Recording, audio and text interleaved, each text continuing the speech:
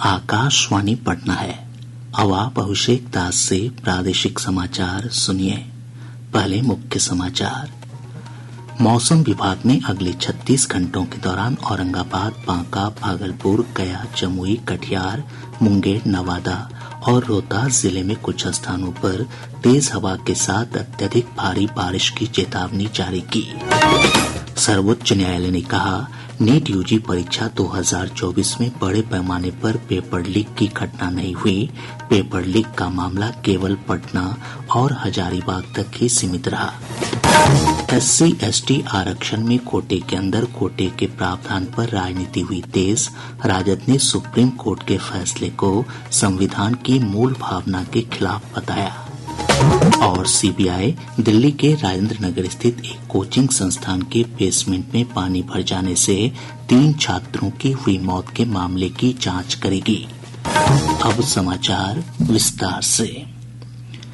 मौसम विभाग ने अगले 36 घंटों के दौरान औरंगाबाद, बांका, भागलपुर, गया, जमुई, कटिहार, मुंगेर, नवादा और रोहतास जिले में कुछ स्थानों पर तेज हवा के साथ अत्यधिक भारी बारिश की चेतावनी जारी की है। इन जिलों के लिए रेड अलर्ट जारी किया गया है।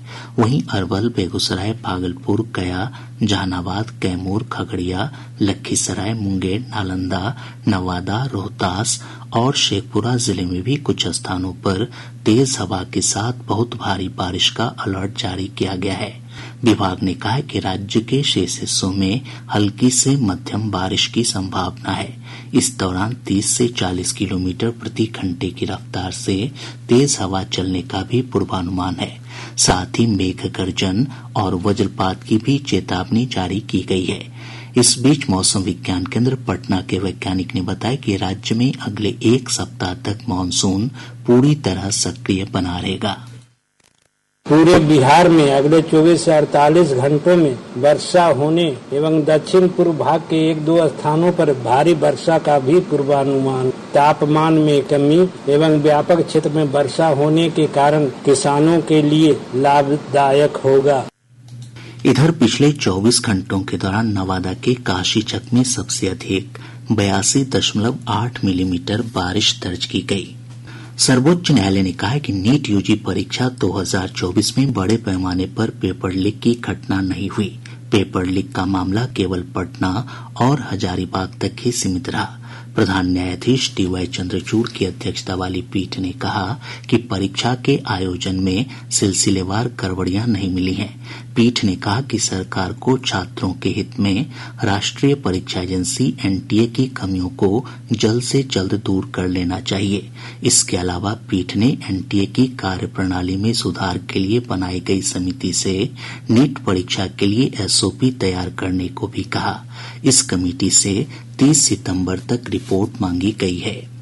केंद्रीय शिक्षा मंत्री धर्मेंद्र प्रधान ने कहा है कि नीट यूजी परीक्षा में शुचिता का कोई प्रणालीगत उल्लंघन नहीं होने और इसलिए दोबारा परीक्षा नहीं होने पर सर्वोच्च न्यायालय की टिप्पणी सरकार के रुख की पुष्टि करती है। एक सोशल मीडिया पोस्ट में उन्होंने कहा कि सरकार छेड़छाड़ मुक्त, पारदर्शी और शून्य त्रुटि परीक्षा प्रणाली के लिए प्रतिबद्ध है। इधर नीट यूजी परीक्षा को लेकर सुप्रीम कोर्ट के फैसले पर केंद्रीय मंत्री राजीव रंजन सिंह उर्फ लल्लन सिंह ने कहा कि सरकार शुरू से इस बात को कह रही थी कि परीक्षा पारदर्शी ढंग से हुई है। देखिए, सरकार शुरू से इस बात को कह रही थी कि जो परीक्षा हुई है नीट की वो पारदर्शी तरीके से हुई है। अब कहीं इंडिविजुअल बेसिस पर किसी जगह पर कोई क्वेश्चन लीक हुआ तो उस पर जो उसकी एजेंसी है जांच कर रही है, कार्रवाई कर रही है और जो सरकार कह रही थी सुप्रीम कोर्ट ने ही उस पर मुहर लगाया। इस बीच पूर्णिया के सांसद पप्पू यादव ने कहा है कि सुप्रीम कोर्ट ने माना कि नीट यूजी परीक्षा में पेपर लीक की घटना हुई है, भले ही इसका दायरा 2 शहरों तक ही सीमित रहा। उन्होंने कहा कि न्यायालय को पेपर लीक मामले पर ऐसा दिशा निर्देश देना चाहिए जिससे भविष्य में इस प्रकार की घटना दोबारा न हो। सरकार हमेशा अपने पक्ष को रख करके कोई बात वहाँ रखती है सर्वोच्च न्यायालय में, तो वो बिल्कुल सर्वोच्च न्यायालय को ओपन माइंड से देखने की जरूरत। और मुझे लगता है कि कोई नई नीति, कोई पॉलिसी सर्वोच्च न्यायालय को बना देना चाहिए कि ताकि किसी भी कीमत पर आने वाले फ्यूचर में बच्चों की भविष्य में किसी भी तरह का क्वेश्चन पेपर लीक आउट नहीं हो और नजीर साबित होनी चाहिए, ऐसी सजा मिलनी चाहिए, ऐसी सजा कि कभी कोई हिम्मत न करे। राजद के वरिष्ठ नेता तेजस्वी प्रसाद यादव ने अनुसूचित जाति और अनुसूचित जनजाति के आरक्षण में कोटे के अंदर कोटे की व्यवस्था पर सुप्रीम कोर्ट के फैसले को संविधान की मूल भावना के विपरीत बताया है। उन्होंने कहा कि यह फैसला 1932 के पूना पैक्ट के खिलाफ है। श्री यादव ने कहा कि उनकी पार्टी इस फैसले के पक्ष में नहीं है। राष्ट्रीय जनता दल जो है सर्वोच्च न्यायालय के अनुसूचित जाति और जनजाति के आरक्षण के वर्गीकरण के पक्ष में नहीं है और ये निर्णय 1932 के पुनः पैक्ट और संविधान के मूल भावनाओं के खिलाफ हम लोग इसको मानते हैं। आरक्षण जो दलितों को, आदिवासियों को जो दिया गया था, इसमें आर्थिक तौर पे तो था ही नहीं। बाबा साहब अम्बेडकर ने इसलिए आरक्षण दिया था जो सदियों से या अभी भी जो भेदभाव, ऊंच नीच, छुआछूत, जो डिस्क्रिमिनेशन जो चल रहा था उसको पाटने के लिए ये आरक्षण है। तो इसको तो आर्थिक तौर पे ये आया कहां से मामला। इधर भाजपा के वरिष्ठ नेता और उप मुख्यमंत्री विजय कुमार सिन्हा ने राजद नेता तेजस्वी प्रसाद यादव के बयान पर कहा कि वे संविधान विरोधी हैं। उन्होंने कहा कि श्री यादव संवैधानिक संस्थानों का सम्मान नहीं करते हैं। तेजस्वी यादव जी संविधान विरोधी है, ये संवैधानिक संस्था का सम्मान नहीं करते हैं। माननीय न्यायालय के निर्णय को ये किस तरह से वर्गला कर जनता को भरमाने का खेल खेलते हैं। ऐसे मानसिकता जो संवैधानिक संस्था का अपमान करे वो संविधान विरोधी मानसिकता साफ झलक रही है। अरे हम तो हमेशा आरक्षण के समर्थन में रहे, लेकिन आप परिवारवाद के आरक्षण से कब मुक्त करेंगे पार्टी को? जो पार्टी के अंदर अपने परिवार के आरक्षण से मुक्ति नहीं दे सकता, वो समाज के आरक्षण की बात कैसे कर सकता है? भाजपा के वरिष्ठ नेता और उप मुख्यमंत्री सम्राट चौधरी ने कहा कि भाजपा आरक्षण का समर्थन करती है।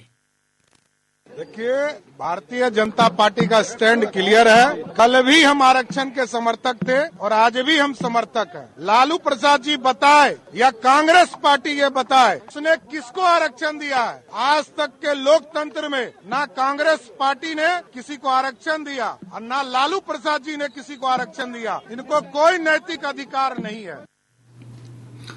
इधर जदयू के वरिष्ठ नेता और मंत्री अशोक चौधरी ने कहा कि एससी और एसटी के आरक्षण में कोटे के अंदर कोटे की व्यवस्था पर सुप्रीम कोर्ट के फैसले के अध्ययन के बाद ही कोई प्रतिक्रिया दी जाएगी।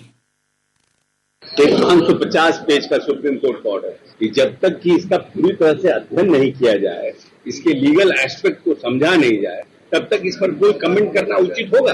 बिना जाने बिना समझे जो रिजर्वेशन के शेड्यूल कास्ट जो है, जिस कास्ट को शेड्यूल में रखा गया था, उनको तो अनटचेबिलिटी के लिए दिया गया था। वो कभी भी वो क्राइटेरिया सोशल या इकोनॉमिकल नहीं था। अब ये तो सरकार को निर्णय करना है, पार्लियामेंट को निर्णय करना है, लेकिन इस पर फाइनल वर्डिक्ट हम सब लोगों का तभी आएगा जब पूरी तरह से हम लोग इन चीजों को देख। प्रादेशिक समाचार आप आकाशवाणी पटना से सुन रहे हैं। राष्ट्रपति द्रौपदी मुर्मू की अध्यक्षता में 2 दिवसीय राज्यपाल सम्मेलन राष्ट्रपति भवन में शुरू हो गया है। यह राष्ट्रपति के संचालन में राज्यपालों का पहला सम्मेलन है और सभी राज्यों के राज्यपाल इस बैठक में भाग ले रहे हैं। उपराष्ट्रपति जगदीप धनखड़, प्रधानमंत्री नरेंद्र मोदी, गृह मंत्री अमित शाह तथा केंद्रीय मंत्री शिवराज सिंह चौहान, धर्मेंद्र प्रधान, अश्विनी वैष्णव और डॉक्टर मनसुख मांडविया भी इस कार्यक्रम में भाग लेंगे। बैठक की कार्यसूची में 3 आपराधिक कानूनों का कार्यान्वयन, उच्च शिक्षा में सुधार, विश्वविद्यालयों की मान्यता तथा जनजातीय क्षेत्रों, आकांक्षी जिलों और सीमावर्ती इलाकों के विकास का मुद्दा शामिल है। सीबीआई दिल्ली के राजेंद्र नगर स्थित एक कोचिंग संस्थान के बेसमेंट में पानी भर जाने से 3 छात्रों की हुई मौत के मामले की जांच करेगी। दिल्ली उच्च न्यायालय ने घटना की जांच सीबीआई को सौंपने का आदेश दिया है। न्यायालय ने सरकारी कर्मचारियों के भ्रष्टाचार के कारण हादसा होने की आशंका जताई है। भाजपा के प्रदेश अध्यक्ष डॉक्टर दिलीप जायसवाल ने कहा है कि राज्य में 4 विधानसभा सीटों के उपचुनाव के लिए एनडीए के घटक दलों के बीच समझौता हो गया है। पटना में संवाददाताओं से बातचीत में उन्होंने कहा कि जल्द ही इसकी औपचारिक घोषणा की जाएगी। हमारा 4 विधानसभा का उपचुनाव होना है और उस 4 विधानसभा के पदाधिकारी कार्यकर्ताओं के साथ एक समीक्षा बैठक था कि हमें आगे की रणनीति कैसे बनानी है। इन्हीं बातों पर चर्चा हुआ, लेकिन हम लोग का तय हो गया कि कहां कहां कौन लड़ेगा। कटिहार पुलिस ने मक्का किसानों से ठगी करने वाले गिरोह का भंडाफोड़ किया है। पुलिस अधीक्षक जितेंद्र कुमार ने बताया कि गिरोह के सरगना गौतम चौधरी और उसके एक सहयोगी कृष्णा जायसवाल को गिरफ्तार कर लिया गया है। इनके पास से 4 करोड़ 8 लाख रुपए से अधिक की राशि बरामद की गई है। वहीं विभिन्न बैंक खातों को सील कर दिया गया है। बैंक में लगभग 31 लाख रुपए जमा मिले हैं। बेगूसराय जिले के लोहियानगर थाना क्षेत्र स्थित ओवरब्रिज के पास से पुलिस ने सेना के एक जवान को 75 डेटोनेटर और 90 अन्य विस्फोटक सामग्रियों के साथ गिरफ्तार किया है। पूर्णिया के एक आभूषण दुकान में पिछले दिनों करोड़ों रुपए के जेवरात लूट मामले में एसटीएफ ने पटना के शास्त्री नगर से 2 आरोपियों को गिरफ्तार किया है।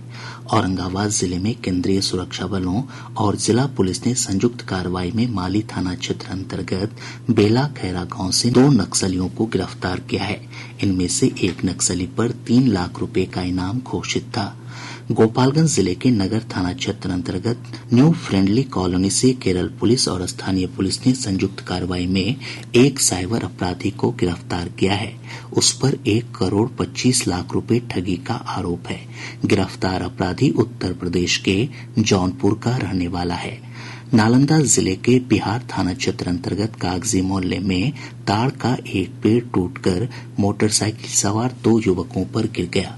इस हादसे में दोनों युवकों की मौत हो गई।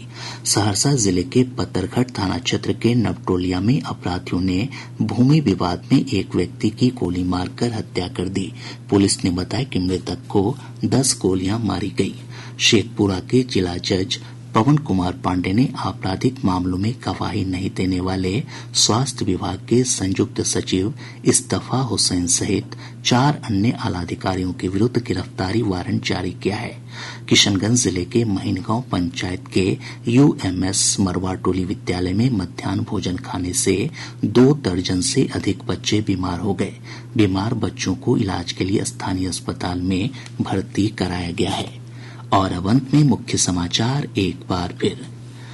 मौसम विभाग ने अगले 36 घंटों के दौरान औरंगाबाद, बांका, भागलपुर, गया, जमुई, कटिहार, मुंगेर, नवादा और रोहतास जिले में कुछ स्थानों पर तेज हवा के साथ अत्यधिक भारी बारिश की चेतावनी जारी की। सर्वोच्च न्यायालय ने कहा, नीट यूजी परीक्षा 2024 में बड़े पैमाने पर पेपर लीक की घटना नहीं हुई। पेपर लीक का मामला केवल पटना और हजारीबाग तक ही सीमित रहा। SC/ST आरक्षण में कोटे के अंदर कोटे के प्रावधान पर राजनीति हुई तेज। राजद ने सुप्रीम कोर्ट के फैसले को संविधान की मूल भावना के खिलाफ बताया। और सीबीआई दिल्ली के राजेंद्र नगर स्थित एक कोचिंग संस्थान के बेसमेंट में पानी भर जाने से 3 छात्रों की हुई मौत के मामले की जांच करेगी। इसके साथ ही आकाशवाणी पटना से प्रसारित प्रादेशिक समाचार का ये अंक समाप्त हुआ।